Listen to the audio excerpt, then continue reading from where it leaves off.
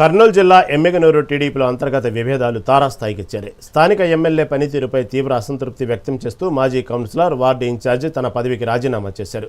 గత 15 ఏళ్లుగా పార్టీ కోసం అహర్నిశలు శ్రమించి కేసులు ఎదుర్కొని జైలుకు వెళ్లినా ప్రస్తుతం పార్టీలో తమకు కనీస గౌరవం దక్కడం లేదని సీనియర్ నేతలు ఆవేదన వ్యక్తం చేస్తున్నారు. ఎమ్మెల్యే వైసీపీ నుంచి వచ్చిన వారికే పెద్దపీట వేస్తున్నారని, సొంత పార్టీ సీనియర్లను కనీసం దరిచేరనివ్వడం లేదని ఆరోపిస్తున్నారు.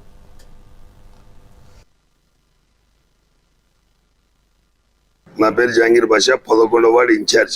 ఇప్పటికి మా అమ్మ 2014లో మాజీ కౌన్సిలర్. మా అమ్మ ఈరోజు ప్రెస్ మీట్ పెట్టడానికి కారణం ఏమంటే, గత 10-15 ఏళ్ళ నుంచి పార్టీ కోసం పనిచేస్తున్నాము, పార్టీ కోసం నిలబడినాము. జయనాగేశ్వర రెడ్డి పిలిచి మాకు సీట్ ఇచ్చినాడు. అప్పట్లో 2014లో సీట్ ఇస్తే లేడీస్కి అయిన దానికోసం మా అమ్మకి నిలబెట్టి కష్టపడి గెలుచుకున్నాము. 2019లో కొన్ని కారణాల వల్ల ఎమ్మెల్యే గారు ఓడిపోవడం జరిగినప్పుడు పార్టీ కాసుకొని పార్టీ కోసం కష్టపడి పని చేసుకుంటూ ఉన్నాము. కొన్ని రోజుల్లో కౌన్సిల్ ఎలక్షన్లు వచ్చినప్పుడు మా గట్టికి నిలబడి పోటీ చేసి ఓడిపోవడం జరిగింది. కానీ 2019 నుంచి పని చేసి మరి మనం 2024లో మరి మనకు అధికారం వచ్చినప్పటి నుంచి ఈ పొద్దుటి వరకు ఎమ్మెల్యే మాకు గుర్తించడం లేదు.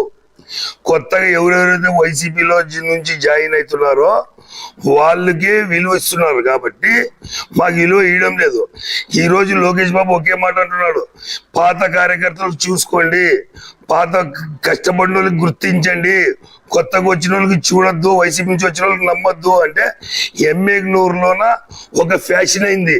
కొత్తగా ఎవరైతే వచ్చినారో 2024 తర్వాత వాళ్ళకే గౌరవం తగ్గుతుంది.